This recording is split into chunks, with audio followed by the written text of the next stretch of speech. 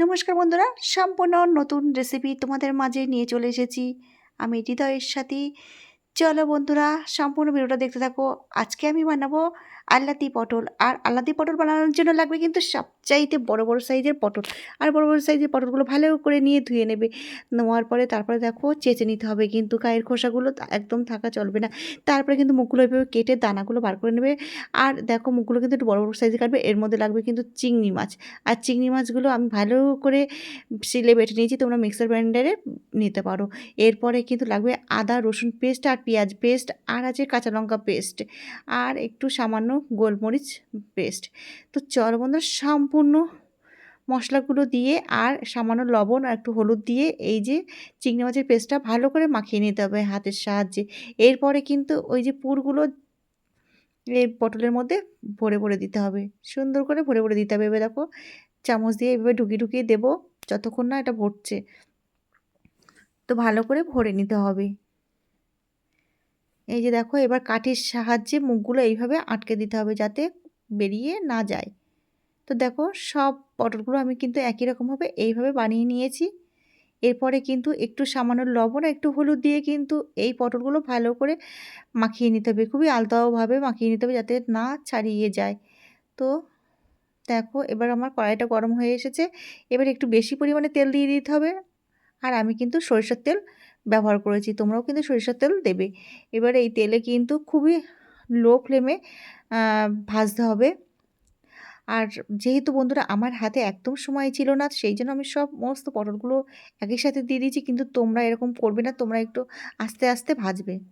এইভাবে পটলগুলো দেওয়া হয়ে গেলে কিন্তু ঢাকনা দিয়ে ঢেকে দিতে হবে বেশ কিছুক্ষণের জন্য। আর খুবই লো ফ্লেমে কিন্তু এটাকে ফ্রাই করতে হবে। তো দেখো বন্ধুরা, এইভাবে কিন্তু আলতো আলতো করে উল্টে পাল্টে নিতে হবে পটলগুলো। আর আমার যেহেতু কড়াইটার মধ্যে এতগুলো দিয়ে দিয়েছি, সেই জন্য উল্টাতে একটু অসুবিধা হচ্ছে। তোমরা ফ্রাইং প্যানে করতে পারো, আর খুবই অল্প অল্প দিয়ে করবে। আর বাড়ি যতজন সদস্য ততগুলোই পটল নিয়ে নেবে। তো দেখো এইভাবে উল্টে নিয়েছি, নিয়েই কিন্তু আবার এটা ঢাকনা দিয়ে কিন্তু ঢেকে দিতে হবে বেশ কিছুক্ষণের জন্য।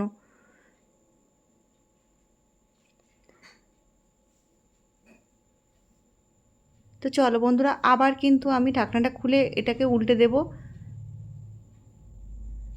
বেশ ভালো করে কিন্তু এটাকে সেদ্ধ হতে দিতে হবে যাতে ভাজাটা ভালো হয়। তো দেখো আমি বারবার কিন্তু ঢাকনা দিয়েছি আর এটাকে উল্টিয়েছি।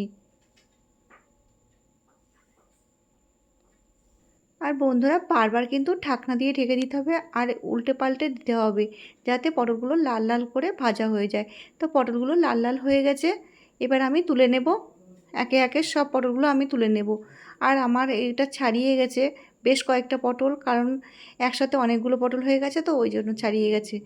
তো চলো বন্ধুরা, সম্পূর্ণ পটলগুলো আমি তুলে নিয়ে তারপরে দেখাবো। কয়েকটা কাঁচা আছে, তো সেগুলো আবার একটু ভালো করে ভেজে নেব। এরপরে দেখো এইগুলো হয়ে এসেছে, এবার আমি নামিয়ে নেব।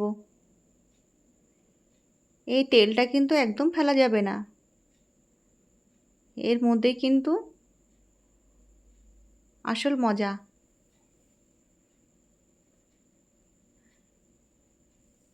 এবার ওই তেলে বেশ কিছুটা আমি পেঁয়াজ কুচি দিয়ে দেবো।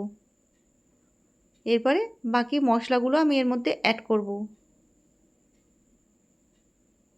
সমস্ত মশলাগুলো দিয়ে বেশ কিন্তু আলতো আঁচে এভাবে নেড়েচেড়ে নিতে হবে। পরিমাণ মতো একটু লবণ দিয়ে দিয়েছি। এবার আমি 1 চামচ মতো একটু চিনি দিয়ে দেবো। এরপর মশলাটা বেশ ভালো করে কষিয়ে নিতে হবে। নেওয়ার পরেই কিন্তু পুর ভরা পটলগুলো আস্তে আস্তে দিয়ে দিতে হবে। খুবই আলতোভাবে পটলগুলো এইভাবে দিতে হবে যাতে পুরগুলো না বেরিয়ে যায়।